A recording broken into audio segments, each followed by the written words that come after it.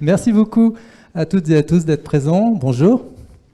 Et merci à nos invités pour la table ronde que je vais présenter rapidement. Je vais vous parler aussi un petit peu de nos objectifs, de quoi on va parler. Et puis après, on va lancer la discussion. Vous allez voir, c'est un mode table ronde. Il y a un petit peu de visuel pour illustrer certains de vos points. Mais on a l'habitude d'être assez décontracté. Pour ceux qui ont fait la présentation juste avant, vous avez vu sur les échanges de questions-réponses, on n'hésite pas à interagir.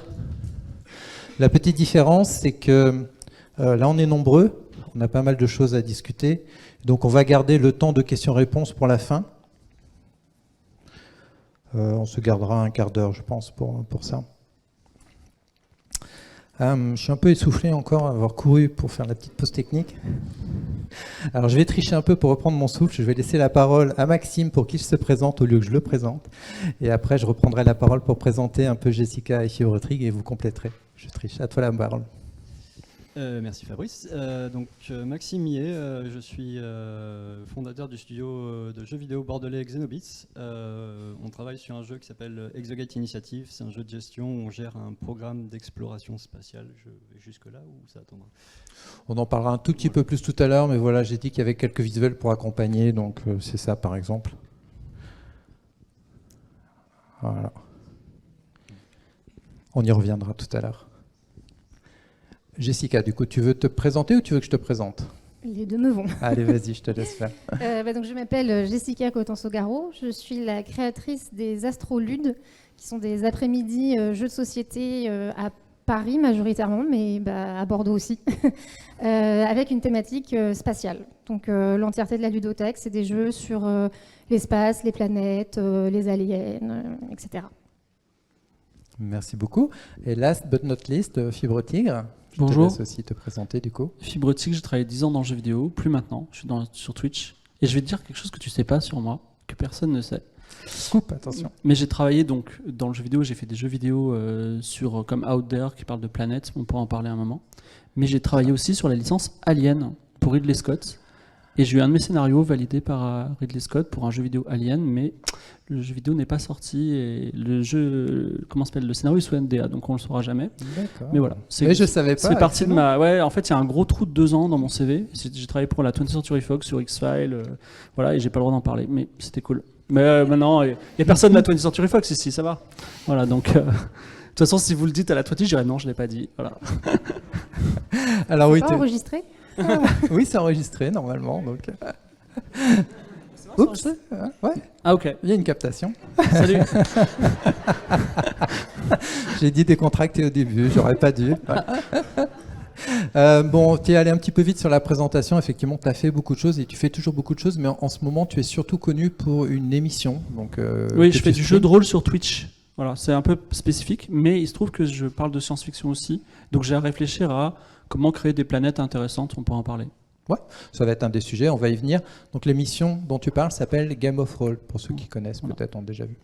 Donc on est ravis de t'accueillir aussi autour de la table ronde. Alors de quoi on va parler pour notre table ronde? Effectivement, le titre est Planet Craft, c'est la direction artistique du salon qui a trouvé le titre, et on est ravis de s'approprier le sujet. On va parler effectivement du côté ludique et surtout du côté interactif. C'est ce qui nous intéresse quand on parle de jeux vidéo ou de jeux de plateau. On interagit avec les choses, de comment on s'y prend pour créer des planètes, des mondes sur ces planètes, qu'est-ce qui va nous motiver, quelle expérience on va vouloir proposer aux joueurs, quels sont les enjeux. Pour ceux qui étaient présents juste avant avec Maxime, où on a zoomé un petit peu sur son jeu, il y a eu un petit passage où il a parlé de ça, il se répétera un tout petit peu, mais on fera court sur les générations procédurales par exemple. Et on va beaucoup discuter de tout ça. On va prendre du temps aussi pour échanger avec vous sur vos questions-réponses. Et on va aussi parler un petit peu, bien sûr, des jeux que vous connaissez. Donc Jessica, par exemple, l'a dit dans sa présentation, elle a un gros background de connaissances de jeux de plateau et de retour d'expérience que ça peut avoir en médiation ou autre vis-à-vis des joueurs et joueuses. On va échanger sur tout ça. Mais on parlera aussi, via Jessica, mais via vous deux aussi, des autres jeux que vous pouvez connaître ou que l'on peut connaître, au-delà de ceux que vous avez créés, qui sont pertinents pour illustrer notre sujet. Du coup, en introduction, j'ai envie de vous demander dans la salle si, quand on parle de planète, il y a des jeux ou des jeux de plateau qui vous viennent spontanément en tête. Si vous voulez bien partager avec nous. Oui ? Terraforming Mars, bonne réponse. Toutes sont des bonnes réponses. Donc Terraforming Mars, à la fois jeu de plateau, jeu vidéo adapté du jeu de plateau, livre adapté du jeu vidéo qui est lui-même adapté du jeu de plateau, et parfois on ne le sait pas trop, mais Terraforming Mars, c'est un hommage à Kim Stanley Robinson qui a écrit la trilogie martienne, donc qui est un cycle de livres, donc la boucle et le bouquet, un livre qui inspire un jeu de plateau qui sera, pour ceux qui le veulent, vous avez vu en un pod ludique au rez-de-chaussée, donc vous pourrez aller le tester, différentes déclinaisons en format carte, format D, etc. Livre qui amène un jeu de plateau, qui amène un jeu vidéo, qui ramène un livre sur l'univers du jeu tiré du livre au départ. C'est formidable. D'autres idées de jeux ou jeux de plateau inspirés des thématiques planète. Donc tout au fond là-bas. Ouais. Toi devant ? Oui, et c'est vieux un petit peu. Sport, effectivement. Vous vous rappelez de ça ? Qui est le créateur de Sport ? Peter Molineux. Non ? Ben, il me semble pourtant que moi que c'était Molineux aussi, mais j'ai peut-être un doute. Comme on est en record, on sera pour la postérité. Ouais. D'autres jeux plateau, jeux vidéo qui vous ont... StarCraft, évidemment. No Man's Sky, ouais, tout à fait. J'ai pas entendu. Subnautica, je connais pas. Excellent. Oui. Bah oui. Tu peux pas tout connaître ni tout jouer. Tu veux en parler une minute? Bon, à vrai dire, le Subnautica, le premier, je ne l'ai pas fini. J'avais trop peur. Mais j'ai fait le Below Zero qui est très très bien et avec effectivement une planète assez extraordinaire et surtout une faune et une flore magnifiques. Oui. Dyson Sphere Programme. Tout est dans le titre. Alors, la sphère de Dyson, pour ceux qui aiment la SF, hein, c'est un trope vraiment important. Et donc, moi, je ne le connais pas non plus celui-ci. Mais donc, c'est quoi, un simulateur de sphère de Dyson ? C'est un jeu de gestion et d'automatisation de ressources et de fabrication afin de faire une sphère de Dyson. D'accord, excellent. En jeu de plateau ou jeu vidéo ? Jeu vidéo. Sur quelle plateforme ? PC. D'accord, merci. Oui. D'autres encore ? Oui. Donc vous voyez, hein, ça ne manque pas de sources d'inspiration. On va confronter avec quelques idées qu'on avait mis nous en préparant, mais qui sont assez simples. Et puis on va entrer dans le vif du sujet. Bon, c'était pour vous faire participer un peu et voir qu'effectivement sur ces sujets-là, il y avait beaucoup de choses à dire. Alors, on y revient. Ah oui, bon, je suis allé un peu vite, mais ça a été dit, Terraforming Mars, mais forcément, d'une. En plus, le jeu est très bon. Voilà, donc vous pouvez le citer. Je l'ai dit aussi pour faire de la pub pour l'espace jeu, parce que grâce à Jessica, mais aussi aux assos comme Edil, et puis Jeux à tout demain, et puis au ludothécaire présent, il y a plein de jeux qu'on met en avant. Donc Biomos, hein, sur les jeux sur les planètes, c'est très très bien, c'est raison. Harmonique est très très beau, on ne dit pas où ça se passe, mais planète, ça inclut la nôtre aussi, donc c'est OK. D'autres titres encore plus récents. Franck Celsis, qui est donc astrophysicien et qui est un peu le directeur scientifique de l'asso Les Hypermondes, qui porte le salon, lui a joué tout cet été à Planet Unknown, a dit que c'était excellent. J'y ai pas joué encore. Tu confirmes ? Je confirme. Et donc, jeux de plateau, quelques jeux vidéo, on l'oublie un peu, mais Destiny 1 et 2, on a quand même si c'est un jeu de tir à la première personne, l'occasion d'explorer des mondes sur d'autres planètes qui sont vraiment magnifiques. À l'époque, ils avaient un très gros budget, et donc l'équipe de Halo a fait un travail formidable en termes d'immersion. No Man's Sky, ça a été cité dans la salle. Outer Wilds, c'est rigolo aussi, avec un gameplay intéressant. Starfield, qui était la grosse actualité des derniers mois. Et puis on l'oublie un petit peu, mais quand même, le grand classique Mass Effect. Alors du coup, ça donne d'autres idées, oui ? Oui. Bon, voilà, c'était une petite intro pour vous mettre un peu dans le bain et puis montrer qu'il y avait plein de choses à dire sur tout ce qui se cache derrière ces titres que l'on connaît. Alors, dans la première question que je vais poser à nos invités, pour leur rendre hommage, puisque eux aussi font partie de ceux qui ont créé des jeux sur des planètes. On va faire effectivement un tout petit focus sur les planètes que l'on peut rencontrer dans vos jeux respectifs. Alors à la fois Hauser, Fibre, et on va commencer par toi, et puis ensuite Exogate Initiative, Maxime, dont tu as parlé aussi tout à l'heure. Est-ce que tu peux nous dire un petit peu quel type de planète on peut rencontrer et comment ça t'est venu l'idée de mettre ces planètes-là dans le jeu Hauser ? Je vais tenir un propos généraliste d'abord, et ce ne sera pas chiant, promis. Mais en gros, quand la NASA dit « Waouh, on a découvert un truc sur Mars », Nous, on a envie de dire waouh, des extraterrestres, et en fait, c'est juste ils ont trouvé un caillou orange, plus orange que d'habitude. Et ce que je veux dire, c'est que en fait, les planètes ne sont pas très intéressantes. C'est pas un objet très intéressant. Même si par exemple il y a de la vie peut-être sur Europe, ça reste une lune glacée, la vie sera probablement des poulpes congelés, bon, ce sera pas très intéressant. Et faire une planète intéressante dans le cadre d'une œuvre de fiction, c'est une planète qui va pouvoir avoir des enjeux humains, c'est-à-dire en fait ce dont on rêve, mais on pourra en parler par la suite, c'est de rencontrer finalement d'autres humains, ou en tout cas des créatures capables de nous comprendre, de nous admirer ou de nous détester sur d'autres planètes, ou en tout cas de nous donner une perspective avec la Terre.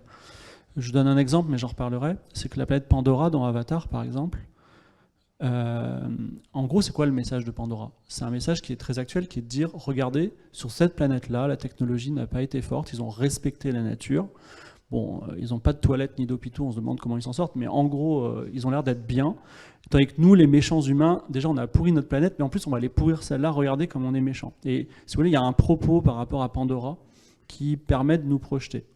Et tout le concept d'une planète, contrairement à Star Trek Classics par exemple, où on rencontrait une amibe géante et on ne savait pas trop comment ça se terminait, aujourd'hui quand on conçoit une planète dans un univers fictif, on est obligé de se dire il faut que ce soit une planète intéressante. Et pas forcément une planète intéressante scientifiquement, mais que n'importe qui, quelqu'un qui est au CM2, quelqu'un qui n'a pas de culture scientifique, soit intéressé. Cela ayant été dit, quand je fabrique des planètes, effectivement, je fais ça. Je vais donner un exemple de planète qu'il y a dans Out There qui est intéressante, que tout le monde déteste, parce que les gens s'en souviennent, j'ai fait une planète en caramel. Voilà, donc, est-ce qui est totalement ça peut exister. Et alors, tu vois, il y a cette idée de dire, parce que des planètes rocheuses, voilà, des planètes en bismuth, par exemple, ça, on pourra en parler, c'est intéressant. Parce que le bismuth, il est sur la même colonne de Mendeleïev que le carbone, par exemple. Donc on peut imaginer une vie basée sur le silice ou sur le bismuth. Voilà, le bismuth, c'est très joli si vous regardez des photos. Et donc la planète en caramel, elle est probable parce qu'il y a beaucoup de sucre dans l'espace. Et on peut imaginer qu'il se colle et qu'il soit plutôt près d'un soleil, juste à la bonne distance pour qu'elle soit en caramel bien cuit, quoi.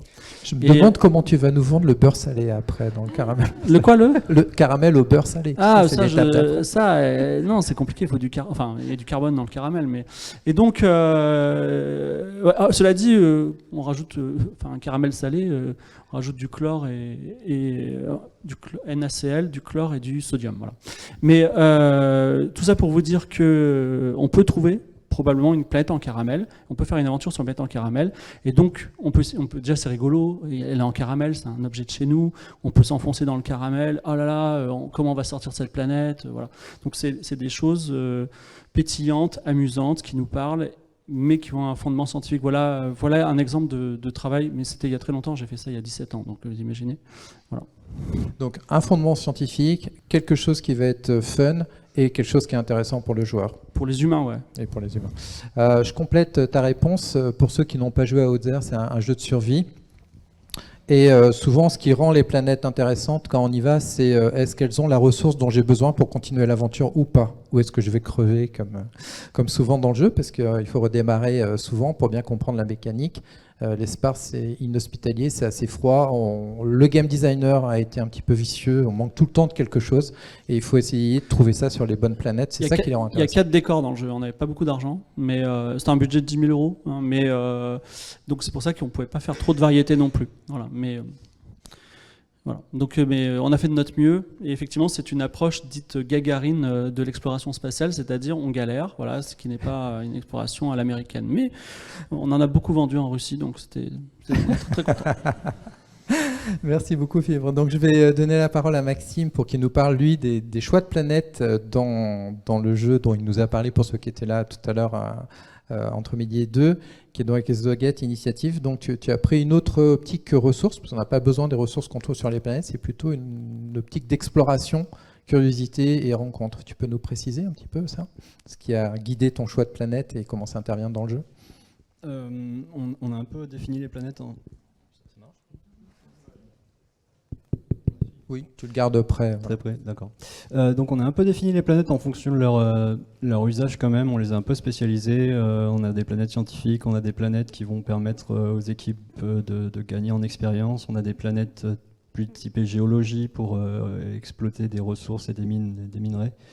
On a des planètes qui hébergent de la vie intelligente et à chaque fois c'est un peu limité à leur fonction pour justement permettre au gameplay d'avoir des choses un peu cloisonnées et que le joueur soit pas perdu et sache où il va et à quoi s'attendre. Et nous, on a fait en sorte d'avoir un univers qui est généré procéduralement pour qu'on puisse avoir une rejouabilité théoriquement infinie, ce qui fait que les planètes vont pas être les plus travaillées, mais vont être uniques à chaque partie. Et on a essayé de se concentrer sur le type de paramètres qu'il fallait mettre en place pour que cette rejouabilité soit garantie. Donc on a juste un aspect visuel sur les planètes en elles-mêmes pour qu'on fait varier une dizaine de paramètres et on n'aura jamais deux fois la même planète visuellement. Et on a aussi des aspects en termes de menaces planétaires, on appelle ça des menaces planétaires comme la gravité, ce qui peut être plus ou moins forte, les pluies acides, le brouillard.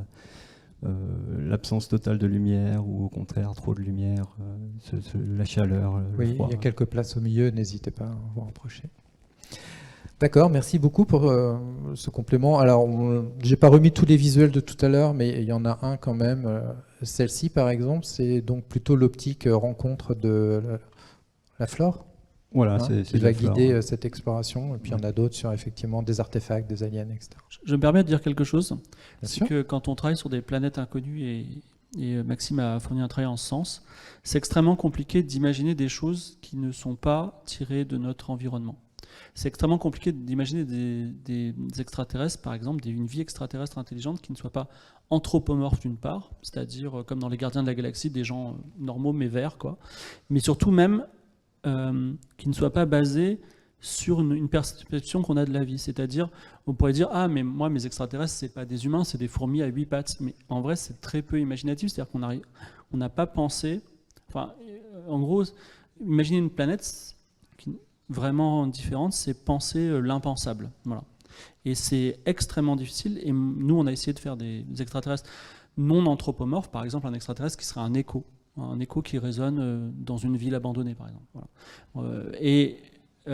Bon, ça réduit un peu les interactions possibles, mais c'est un véritable challenge de l'imagination. Et si un jour vous voulez vous entraîner à imaginer des choses, un bon exercice, c'est de dire à quoi ressemblerait un extraterrestre qui ne ressemble pas du tout à ce qu'on connaît de la vie. Parce que là, on a une fleur qui est manifestement extraterrestre. Cela dit, si on la croise en Malaisie, elle dénotera pas. Ce sera juste une fleur très grande, mais voilà. Donc, je ne suis pas en train de tout de dénigrer le travail, parce que j'aurais fait la même chose, mais en gros, l'idée, c'est imaginer déjà un système, disons, végétal qui ne soit pas à base de tiges et de fleurs.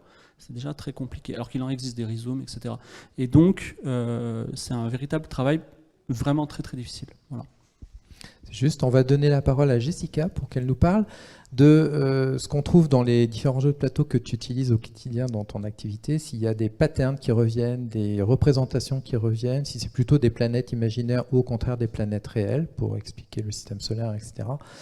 Par rapport à ce qu'on a évoqué là, qui est plutôt aussi bien pour Outzer que pour Exogate, initiative des planètes imaginaires à chaque fois. Comment ça se place dans ton quotidien, dans les jeux de plateau que tu utilises ? Alors moi, c'est des après-midi jeux de société pour des gens qui ne sont pas forcément des grands fans de jeux de société. Il y a vraiment une volonté que ce soit ouvert à tout le monde. Il y a une volonté aussi vraiment d'accessibilité en termes de handicap, parce que les règles sont expliquées, enfin, peuvent être expliquées en langue des signes. Donc, on est sur des petits jeux. On ne fait pas du terraforming Mars. Parce qu'on est sur des événements qui durent en général 3-4 heures et que Terraforming Mars, il faut déjà 2 heures pour comprendre les règles. Donc voilà, on est plutôt sur des petits jeux et du coup, on est souvent sur des jeux qui représentent des planètes assez classiques. Elles sont plutôt réelles ou plutôt imaginaires ? Plutôt réelles. Parfois, ça pourrait être la Terre. Dans Biomos, par exemple, que j'aime beaucoup, qui est très facile à prendre en main. L'objectif, c'est de créer... on incarne une planète, et l'objectif est de créer des biomes pour... parfait. Pour pouvoir abriter la vie. Alors, quelle vie, pour le coup, effectivement, on ne sait pas. Mais on est sur des terrains du sable, du désert, de la glace, de l'eau, de la montagne et de la forêt. Donc on est sur des choses qui sont effectivement très terrestres. mais ça permet d'aborder des thématiques un peu d'écologie, justement de prendre soin de notre petite planète, et ça c'est assez intéressant. Planète que tu avais aussi en visuel, c'est un peu comme Biomos mais en 3D. Et là, pareil, on va créer une planète pour abriter la vie, et là c'est la vie animale et non humaine. On va vraiment se débrouiller pour avoir suffisamment, je sais pas,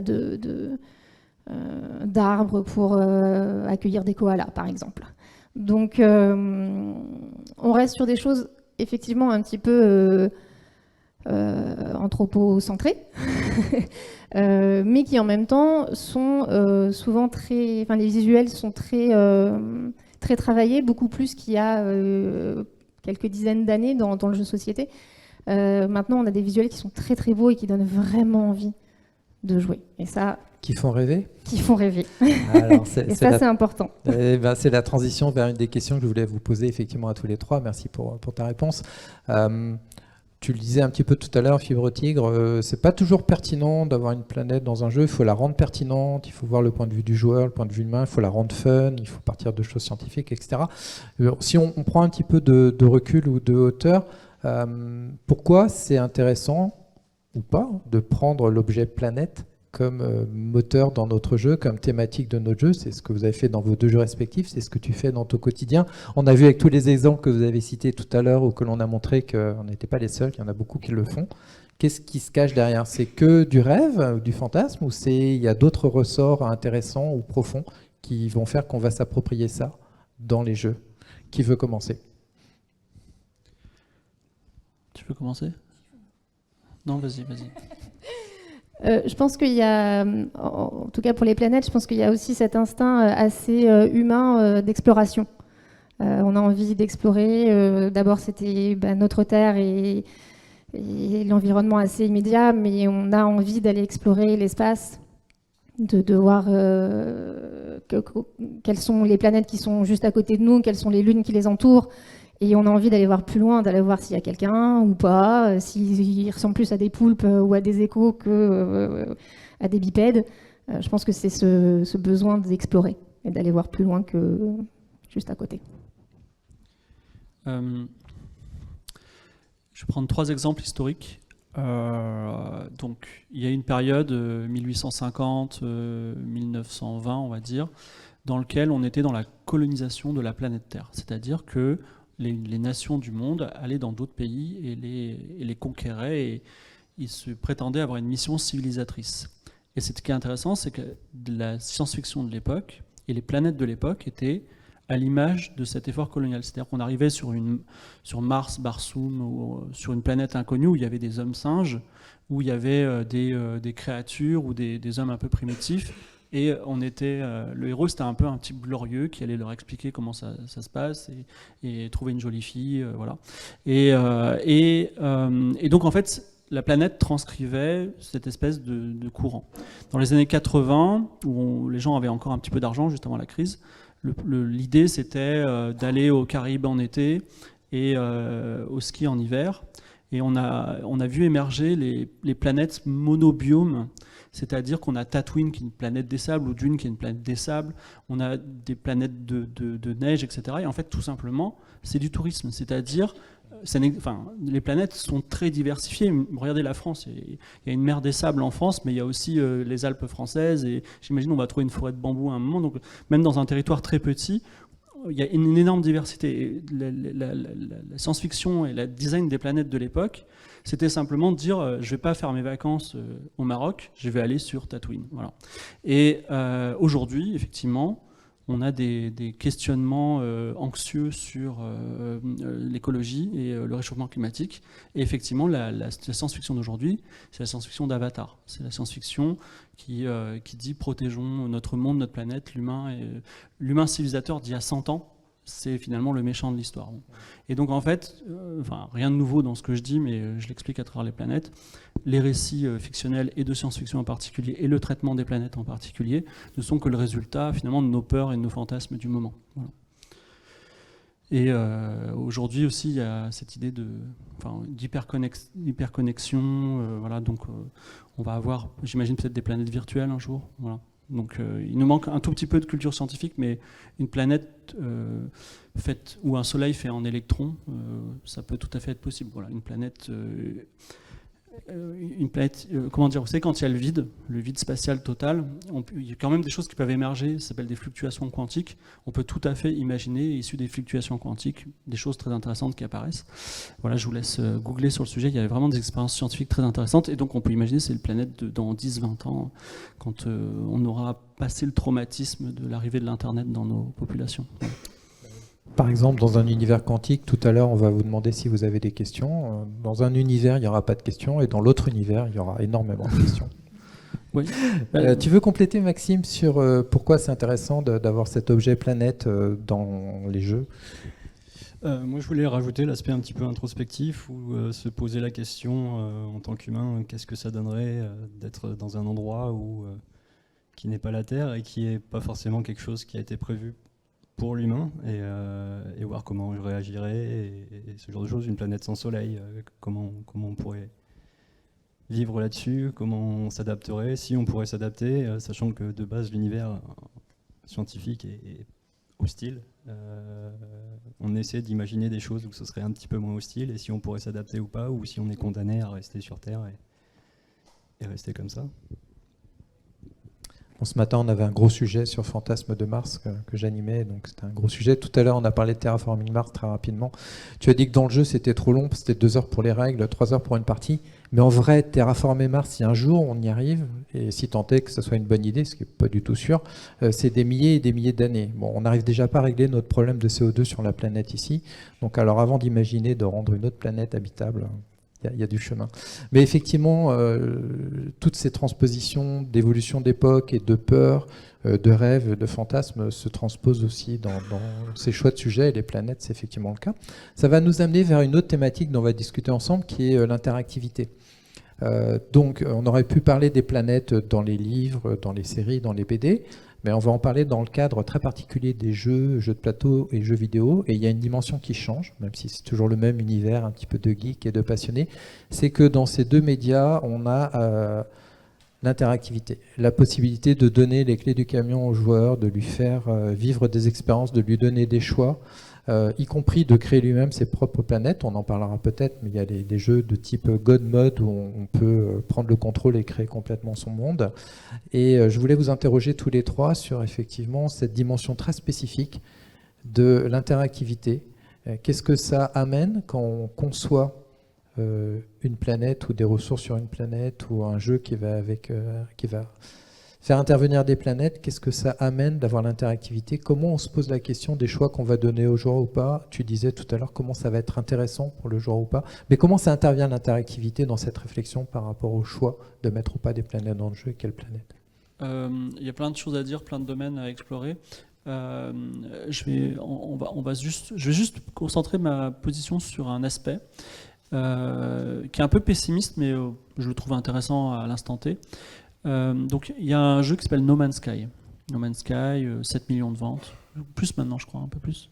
Oui, ça Ouais. fait plusieurs années maintenant. Ouais. C'est un jeu qui a une particularité. Moi, je le trouve profondément inhumain. C'est un jeu qui a une particularité, c'est que donc il y a beaucoup de planètes. Quand je dis beaucoup, c'est un chiffre vraiment très très gros, parce qu'elles sont générées procéduralement. C'est-à-dire que, en fait, quand vous allez sur une planète qui a taille de planète, il y a des cailloux, il y a des arbres, etc.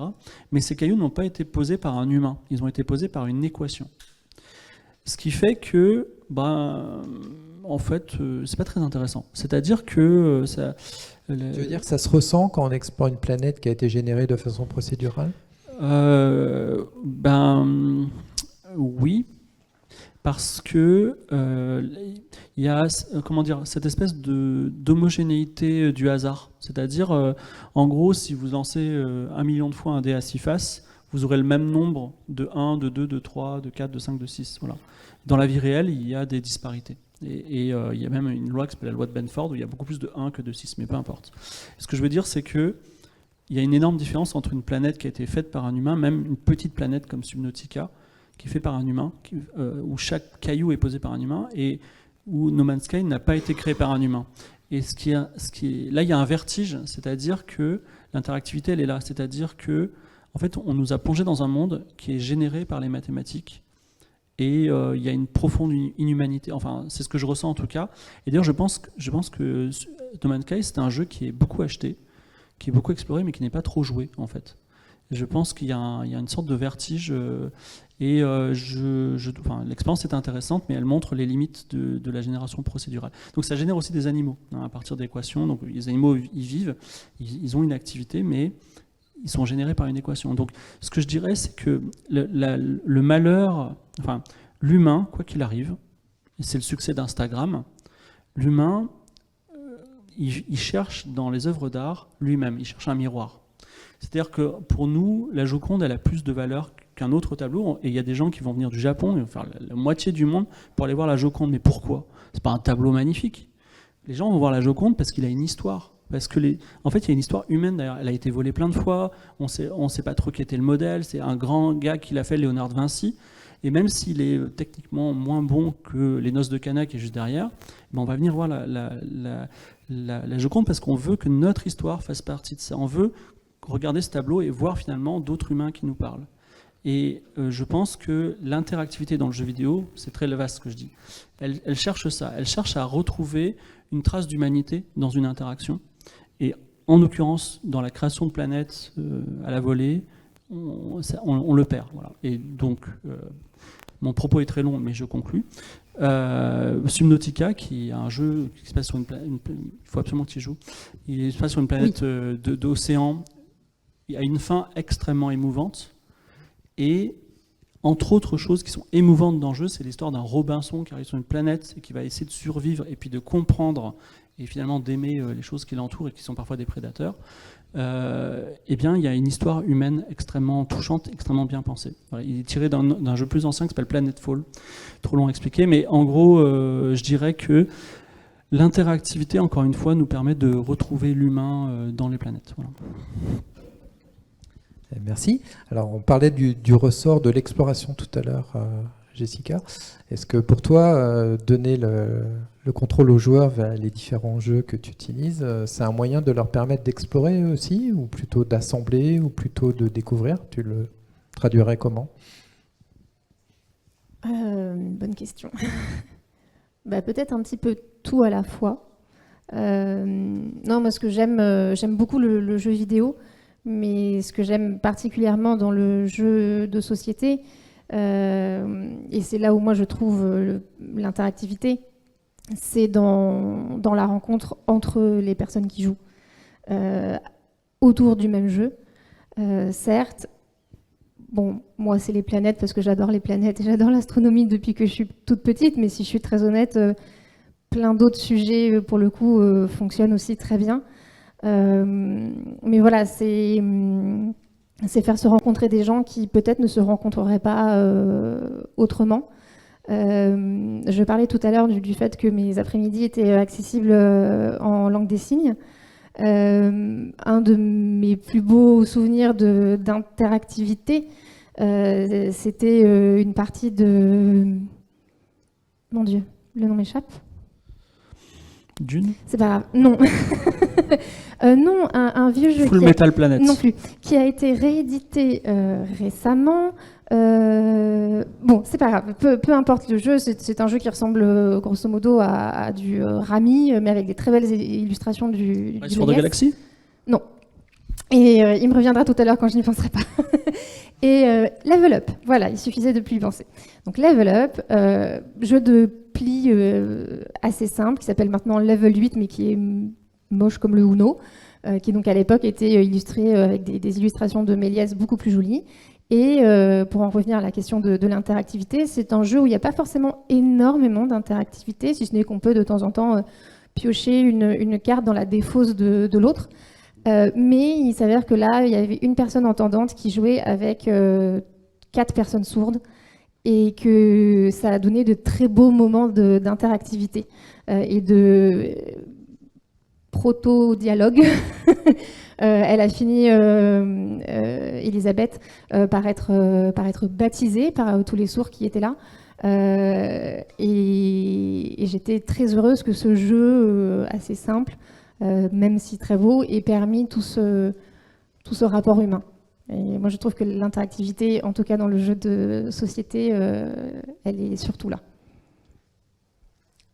Merci beaucoup. Alors Maxime, double question pour toi. Une pour la continuité de nos échanges, donc qu'apporte l'interactivité sur les mécaniques de planète dans les jeux, et puis une autre qui est peut-être en réaction à ce qu'a dit Fibre sur le côté procédural. Toi, dans ton jeu, les planètes sont construites comme ça. Est-ce que c'est OK, pas OK pour les joueurs? Est-ce que ça pose des soucis? Est-ce que ça rend les choses inhumaines ou c'est caché parce qu'il y a des visuels humains qui rendent la planète plus humaine? Comment tu vois ça? Comment tu réagis à ça? Donc il y a une double question pour toi. On avait un budget limité, donc forcément on ne pouvait pas se permettre de créer chaque planète à la main, y poser chaque caillou et faire en sorte que ça soit une expérience intéressante. Donc oui, on s'est penché par défaut sur le procédural. Nous, une astuce qu'on a voulu utiliser pour quand même apporter un peu d'humain, c'est que les expéditions se font de manière narrative, c'est des dialogues interactifs. Donc les équipes d'exploration contactent le joueur qui va devoir choisir comment elles opèrent sur la planète. Ça nous a permis de nous libérer des contraintes de budget parce que via la narration, on peut avoir tout ce qu'on veut et décrire tout ce qu'on veut. Le problème, c'est que ça aussi, ça prend du temps, même si c'est moins de temps que de représenter visuellement quelque chose. Il faut quand même qu'il y ait des gens talentueux qui écrivent les histoires et les dialogues, et l'aspect interactif fait que le joueur va forcément chercher la pire des options qui va mener au pire résultat. Et il faut gérer ce résultat aussi. Bref, ça prend beaucoup de temps. Et il y a eu un moment où on s'est dit, bon, on va pas avoir assez de contenu narratif, on va essayer de créer des histoires procédurales aussi. Et on a passé des mois et des mois là-dessus à créer des histoires où ils avaient 150 façons de décrire qu'ils arrivaient sur une planète et voyaient une chauve-souris bleue avec des ailes vertes qui... Enfin, en même temps, c'est normal quand tu es humain d'arriver sur une planète et de chercher à décrire la chose que tu vois par la chose que tu connais pour pouvoir le transmettre. Donc ça passait par là. Et la première fois, ça marchait très bien. La 5e fois, ça marchait très bien. Au bout de 10 fois, le joueur en avait marre et ne pouvait plus voir ces dialogues-là. Et il a fallu qu'on jette l'éponge après des mois et des mois de travail parce qu'on s'est dit qu'on n'arriverait jamais à rendre cette chose supportable. Ouais, sur donc toute une même conclusion en fait. Ouais. Alors, petit aparté, parce qu'on parlait de la planète caramel au beurre salé tout à l'heure, donc ça fait l'analogie avec la Bretagne. Je ne sais pas s'il y a des Bretons ou Bretonnes dans la salle, mais quand j'étais plus jeune, on parlait beaucoup de fractal. C'est une des mécaniques qui est utilisée pour la génération procédurale, et les côtes bretonnes, c'est souvent un exemple qu'on reprend de fractal. C'est joli, hein, les côtes bretonnes, pourtant, sont éloignées et tout. Et pourtant, c'est les mêmes modèles mathématiques que la génération fractale qu'on utilise pour le procédural. Donc bon, c'était une petite pirouette pour dire que ça pouvait être joli malgré tout, mais c'est un peu tiré par les cheveux. Et bonjour à tous nos amis bretons et bretonnes. Je rebondis juste une chose, c'est que on dit le mot procédural, pour les gens qui ne voient pas trop, c'est en gros, l'ordinateur va inventer pour nous. Et le jeu vidéo est la seule industrie au monde où quand on a de l'argent, on ne fait pas les choses de façon industrielle. C'est-à-dire que plus on a d'argent, plus c'est des humains qui vont fabriquer le jeu vidéo, et moins on a d'argent, c'est pas du tout pour faire une pique à ton produit, mais plus on va aller à des solutions procédurales. Voilà. Moi-même, j'utilise beaucoup de procédurales parce que je travaille tout seul. Voilà. Donc, Et on n'a pas de conférence sur le sujet de l'IA générative, mais on aurait pu, et alors là, on aurait parlé pendant 2 ou 3 heures. Merci beaucoup pour vos éclairages sur cet aspect-là. Alors, j'ai encore une question à vous poser avant qu'on passe aux questions avec la salle. Je voulais qu'on échange un petit peu aussi sur... alors je vais choisir la dernière, on n'aura pas le temps de faire les deux. Qu'est-ce qu'il faut prendre en compte quand on crée une planète pour un jeu? On l'a un petit peu dit, tu l'as évoqué tout à l'heure en introduction, tu as rebondi aussi Maxime, donc je vais garder la dernière question plutôt. Quelles sont pour vous les planètes imaginaires ou non les plus marquantes? Parce que pas par hasard qu'on met des planètes dans son jeu, c'est pas par hasard qu'on est passionné d'astronomie. Donc si on parle de planètes marquantes pour vous, imaginaires ou non, vous pensez à quoi? Moi, j'avais vu la question en avance, donc je l'ai préparée. Non, mais je voulais vous faire part de planètes rigolotes que j'ai vues dans le jeu vidéo. Donc, il y a un jeu, personne n'y a joué, il s'appelle Unreal 2. Et dans ce jeu, à un moment, on va sur une planète qui est en peau humaine, et les arbres, c'est des poils. Et j'ai dit c'est osé quand même. Voilà. Donc pourquoi pas. Donc c'était très intéressant. Ça me donne pas très envie d'y jouer. Non, mais au moins quand on est dessus, c'est comme si on était sur un derme, mais on rentre dans les ports, il y a des cavernes et tout. Bon, pourquoi pas. La deuxième, on en a parlé, Dieu merci, c'est Subnautica. Si vous n'y avez jamais joué, c'est très intéressant parce que c'est une planète dont l'écosystème, il y a un écosystème avec une reproduction asexuée par enzyme, donc c'est des termes très scientifiques, etc. Mais en fait, la conception de la planète ruisselle sur le gameplay, c'est-à-dire qu'à un moment, vous allez dire, ok, je vais devoir faire ça parce qu'en fait, l'écosystème, il fonctionne comme ça. Et c'est une très belle démonstration de force d'un jeu merveilleux. Et la dernière planète, c'est une planète que j'ai créée pour un jeu qui s'appelle Game of Roll Galaxy. Donc dans Dune, il y a une planète ordinateur qui s'appelle X. Et je me suis dit, c'est un peu bête de faire une planète ordinateur avec des vrais ordinateurs, genre ceux qu'on a à la maison, parce que ça consomme beaucoup d'électricité. Et que si on avait une planète vraiment ordinateur, on pourrait faire une planète mécanique. Donc j'ai imaginé une planète boulier. C'est-à-dire, il y a des rails partout. C'est une planète de la taille de Jupiter, mais il n'y a que des rails. Il y a des grosses boules qui tombent le long de ces rails, et ils utilisent la gravité mécanique pour créer des calculs et pouvoir résoudre de bonnes équations, même des équations extrêmement compliquées. Voilà, une planète artefact qui s'appelle Leonardo. Voilà. Et voilà, c'est tout. Merci beaucoup. Qui veut enchaîner? Alors moi, j'ai triché. C'est pas des planètes.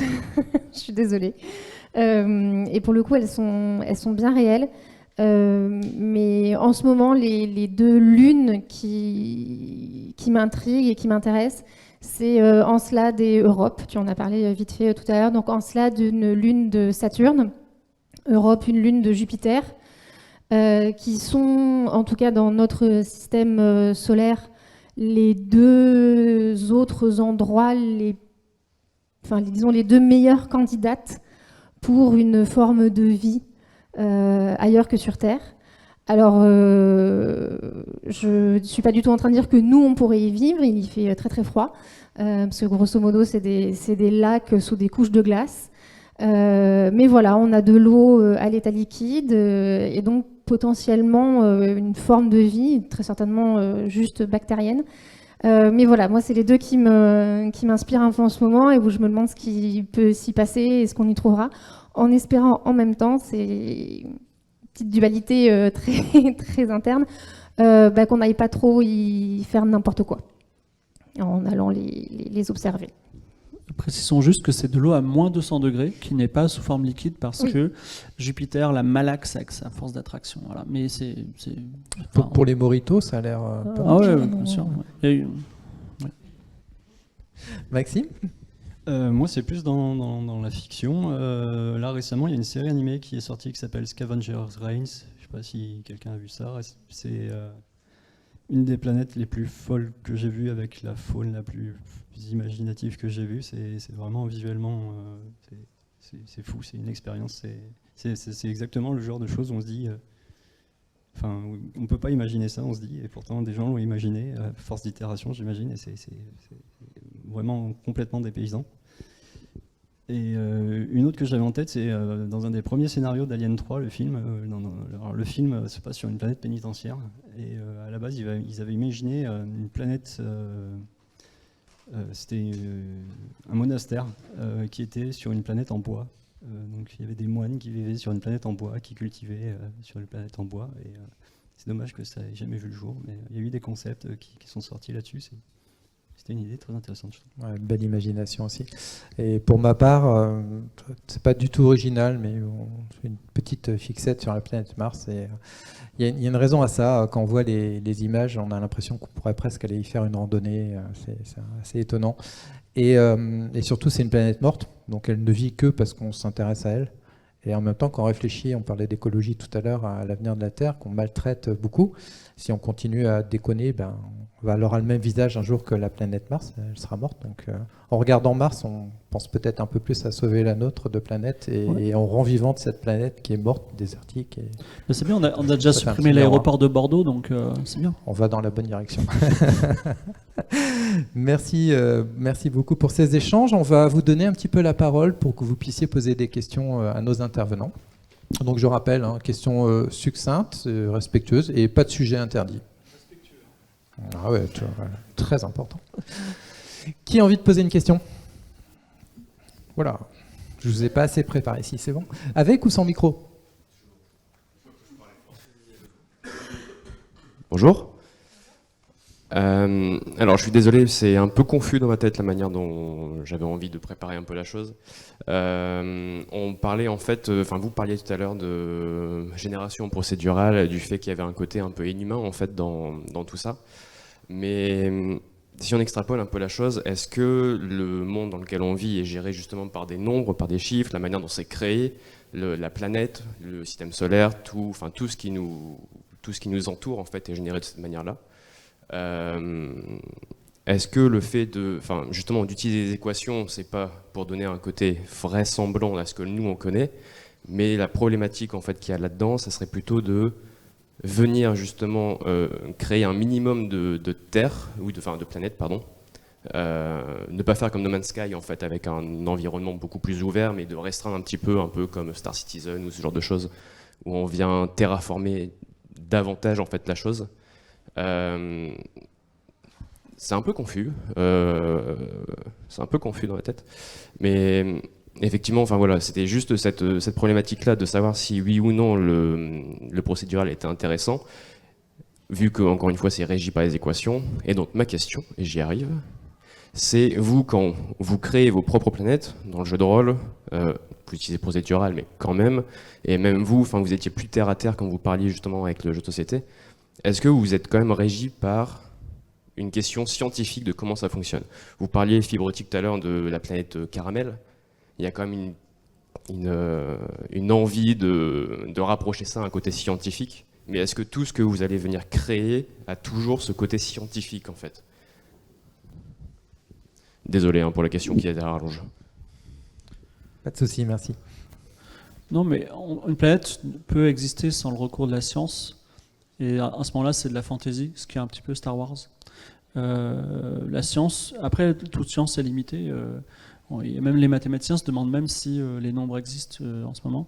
Et juste une chose par rapport au vertige du libre arbitre. Aujourd'hui, on a des IA qui peuvent discuter avec vous et elles sont indiscernables de l'être humain quand elles vous parlent. Et en fait, il se trouve que tout à l'heure, je fais un peu ma pub, je vais dédicacer notamment une BD sur l'IA qui a eu 2 prix mathématiques. Et donc allez-y, Pavillon Arrakis. Mais effectivement, quand j'ai commencé à travailler sur les IA, le problème n'était pas de se poser la question si les IA elles étaient humaines, mais si toutefois nous, notre cerveau, il était réductible à un tableau de nombres. C'est-à-dire, est-ce que on a l'impression d'avoir... En fait, on a trop l'impression, tous, d'être trop libre et de faire ce qu'on veut tout le temps. Alors que pas vrai. En fait, tout à l'heure, vous allez rentrer chez vous et vous allez faire ce que vous faites tout le temps. Et par la force de l'habitude et par différents paramètres, en fait, qui nous échappent. Et donc, ce que je veux dire par là, je voulais répondre à la première partie de ta question, qui est beaucoup plus intéressante que la deuxième, qui est de dire, en fait, la question, est-ce qu'on a un libre arbitre ? Peut-être on est sur le point d'y répondre et peut-être la réponse ne nous plaira pas. Voilà. Alors, il y a des lectures intéressantes pour ces questions-là qui sont Peter Watts, auteur de Hard SF, qui traite de ces problématiques-là aussi de façon très vertigineuse.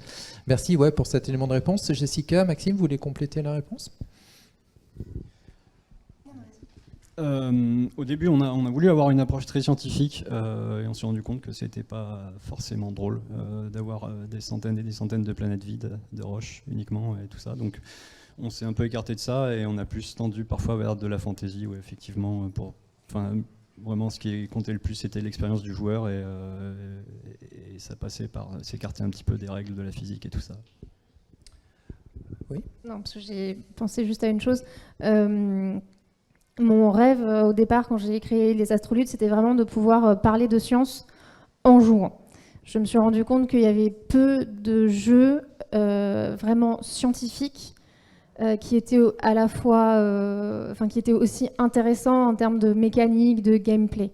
C'est un peu difficile de faire les deux à la fois, de parler vraiment de science assez sérieuse, on va dire, tout en gardant un truc ludique. Voilà. Ça n'empêche d'en parler après le jeu. Petit complément de réponse. Donc demain après-midi à 15h, Il y aura des gens de l'équipe de Bordeaux scientifique, du CNRS et de l'université, qui viendront présenter un jeu qu'ils ont fait en médiation scientifique qui s'appelle Macrocosmos, sur la création de planètes, en ayant des mécaniques ludiques, mais tout le départ est réel sur des ressources effectivement qu'il faut prendre et puis expliquer en même temps de quelles ressources on a besoin pour qu'une planète puisse créer et quelles sont les différentes étapes de sa vie en fait. Donc oui, pour compléter. Ça existe. Ça existe, mais il faut rendre ça fun et ludique, et donc c'est toujours l'éternel problème.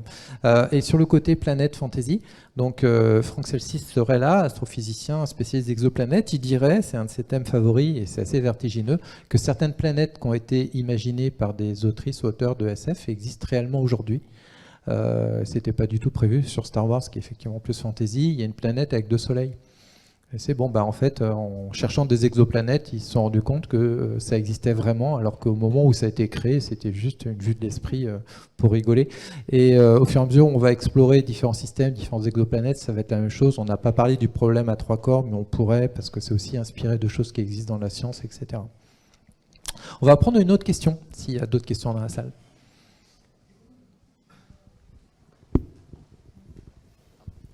C'est plus question pour Fibre, par rapport à ce que tu disais sur la génération procédurale. Est-ce que ça te pose des problèmes plus sur tout ce qui va être exploration de monde, typiquement No Man's Sky, et sur des jeux sur RimWorld, par exemple, Dwarf Fortress, etc. Est-ce que ça te pose le même type de problème dans la vie que tu t'en fais? Non, c'est juste que si on vous met dans un environnement... En fait, si on vous met dans une œuvre d'art qui n'a pas été conçue par un être humain, elle n'a pas d'intérêt, selon moi. Voilà. Et parce que ce que l'on cherche dans une œuvre d'art, c'est ce fameux miroir, ce reflet de nous-mêmes. Et puisqu'on parle de science-fiction, je vais essayer de replonger dans l'histoire. Il y a quelque chose qui serait très drôle, c'est qu'on découvre une espèce extraterrestre, intelligente, même avancée, et qu'elle n'en a rien à faire de nous. Genre, mais vraiment absolument... Par exemple, nous, on s'intéresse beaucoup aux chats, mais beaucoup moins, par exemple, aux poissons d'argent, les petits insectes très moches qu'il y a parfois chez nous. Parce qu'en fait, ils sont moches. Et les chats sont vraiment trop mignons. Et il y a une sorte de... Voilà. Et on pourrait imaginer une espèce extraterrestre qui n'en a rien à faire de nous.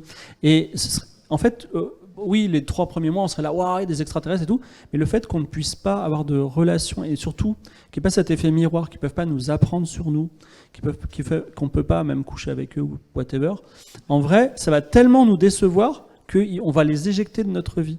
Malheureusement, l'être humain est un organisme très égocentrique.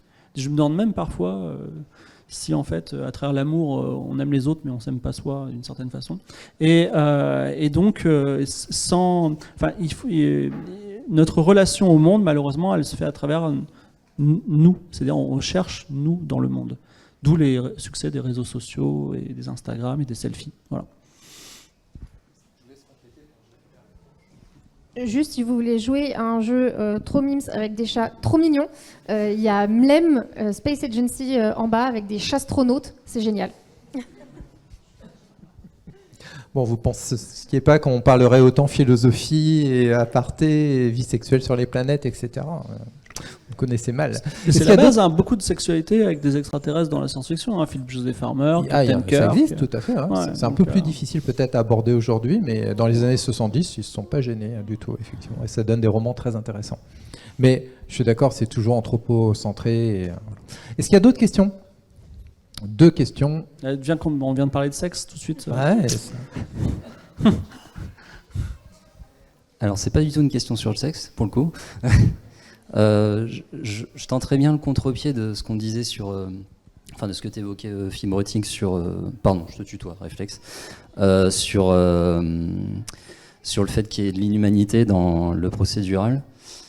Est-ce que, justement, au contre-pied, ça serait pas intéressant d'avoir des propositions de jeu où on cherche pas du tout l'humain, et parce que, justement, ce qui peut fasciner aussi dans l'exploration spatiale, c'est l'immensité, l'infinité, les galaxies, l'innombrabilité des planètes. Et est-ce que, au même titre que on peut avoir du plaisir à aller dans un désert et ne rien rencontrer, pas de vie, est-ce que ça peut être intéressant de développer du ludique sur l'immensité seule et s'éloigner le plus possible de l'humanité, justement, un espèce de jeu contemplatif presque. Et est-ce que vous avez peut-être des exemples que vous connaissez qui se rapprochent de ça? No Man's Sky, vas-y, joue-y. Ah bah, tu nous diras si c'est j'ai jamais joué. Voilà. C'est ça, et tu me diras s'il est bien. Voilà. Enfin, moi j'ai mon opinion dessus, mais voilà. Alors, sinon, sur l'infinité de l'espace et la profonde solitude, etc., quand même, hein, ça et les déclinaisons, ça parle beaucoup de ce sujet-là, quand même. Oui, mais c'est... Enfin, ouais. Alors, Asimov en a parlé très bien aussi. Voilà, mais, exact. On va prendre une dernière question pour laisser du temps pour la prochaine table ronde. Tout là-bas, tu veux avec le micro ou... Oui.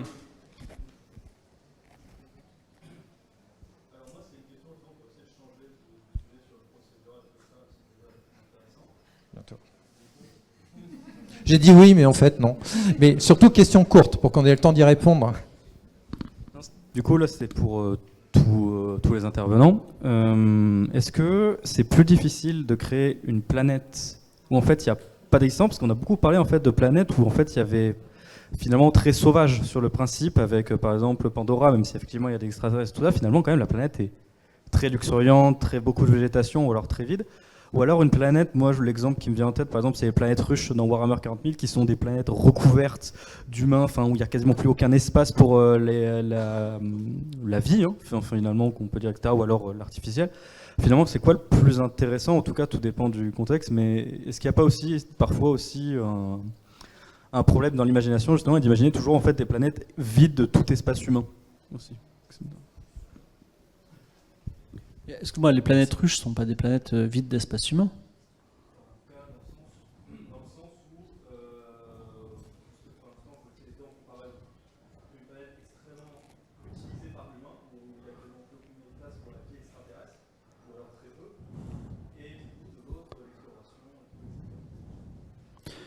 Je réponds rapidement, mais et je vous laisserai répondre. Dans Warhammer 40 000, en fait, on a un propos général qui est de dire est-ce que face à une situation désespérée, l'humanité peut recourir au fascisme? Voilà. Et la réponse de Warhammer 40 000, c'est oui. Après, c'est des Anglais qui ont écrit ça pendant la période punk, donc il y avait une double ironie qu'aujourd'hui on saisit moins. Donc c'est un exemple qu'on peut écarter. Par contre, on peut prendre un exemple de la planète Œcuménopole qui s'appelle Coruscant dans Star Wars, qui est une planète ville. Voilà, donc une planète remplie d'humains. Mais je crois qu'on est encore dans ce que je parlais tout à l'heure, la caricature, c'est-à-dire quand tu es dans Star Wars, tu es dans un rêve capitalistique des années 80, et donc tu vas aller sur Tatooine quand tu vas aller au Maroc, et tu vas aller sur Coruscant quand tu vas aller à New York. Donc en fait, c'est des planètes monobiomes, c'est-à-dire qu'il y a une seule chose dessus, une seule caractéristique naturelle ou artefact par les humains, et cette caricature, en fait, elle est au service d'une simplification de l'imaginaire. En fait, c'est beaucoup plus simple de dire c'est une planète de glace que c'est une planète où il y a plein de reliefs et il y a tous les paysages possibles, parce que finalement, à quoi bon avoir 100 000 planètes s'il y a déjà tout sur une seule planète? Voilà. Excusez-moi, allez-y. Maxime, Jessica, vous voulez compléter? Sinon, on prend. Vas-y, sinon une dernière question. Je pense que ça fait aussi peut-être un peu écho à un côté un peu colonialiste. J'ai l'impression que dans certains jeux de société, il y a vraiment ce côté où on arrive sur une planète et le but c'est de la terraformer. Planet Unknown, c'est pareil, c'est de la terraformation aussi. Donc il faut arriver sur une toile vierge pour pouvoir s'installer, quoi. Donc ça limite un peu, j'ai pas la réponse définitive, hein, mais ça limite peut-être un peu les planètes déjà très busy. C'est vrai qu'il y a ce fantasme de tableau blanc, on repart de zéro et puis on fait le monde comme on veut aussi, ça peut expliquer. Je donne la parole à une dernière personne qui m'a promis qu'elle avait une question courte. Il nous faudra un petit peu de temps pour remercier nos invités après, les applaudir bien fort, préparez-vous. Merci. Alors, on parle d'exploration planétaire. Moi, est-ce qu'il existe un jeu vidéo, un jeu de société, un jeu de rôle tout confondu, ou c'est l'inverse, où en fait on prend le sujet à contre-pied, où on incarne une forme extraterrestre qui découvre, qui explore la vie humaine terrestre? Alors, il y a un projet abandonné de Steven Spielberg avec des archéologues du futur qui creusaient et ils trouvaient un bout de château magnifique. Et en fait, c'était le château de Disneyland. Voilà, c'est ça le truc de fin, idée qui a été reprise dans son film IA, où les extraterrestres explorent la Terre par strates à la fin. Et ce scénario abandonné a donné lieu à un point and click qui s'appelle The Dig par Lucasfilm Games, qui doit coûter 4 € sur Good Old Game. Et avec la voix de j'ai pas son prénom, mais Poivet, qui est la boîte de Bruce Willis, donc très très chouette. Voilà, très bonne musique inspirée de Wagner également. Très bon film, très bon jeu. Jessica, une idée? En jeu de société, je sais qu'il y en a plusieurs où tu incarnes un ou une alien. Le seul qui me vient là en tête, c'est Not Alone. Alors pour le coup, il va y avoir les deux. Il va y avoir les humains et il va y avoir l'alien. C'est un jeu asymétrique, c'est un contre tous. Donc c'est la créature contre les astronautes qui débarquent sur sa planète. Et la créature va tout faire pour les assimiler, donc en gros les bouffer. Et les astronautes vont tout faire pour partir de là, fissa, pour pas finir en créature. Ok. Merci beaucoup pour cette dernière question. Alors, avant d'applaudir nos invités, donc Fibrotique l'a dit en dédicace juste après, sur Planète Arrakis. C'est pas une blague, hein, c'est le nom de la tente au milieu de la place. Jusqu'à 16h45, on a le temps. Donc, Jessica, qui est présente toute cet après-midi et tout demain sur le pôle ludique, a animé différentes sessions de jeux et vous faire découvrir les jeux si vous voulez continuer les échanges aussi. Et Maxime qui reste un petit peu avec nous et qui sera ravi si vous voulez essayer son jeu Exogate Initiative dont on a parlé tout à l'heure encore maintenant ou échanger encore un petit peu plus sur le côté création. Il me reste à vous remercier à vous d'avoir participé et d'avoir posé toutes ces questions. Et puis maintenant, c'est le moment d'applaudir nos participants. Merci beaucoup.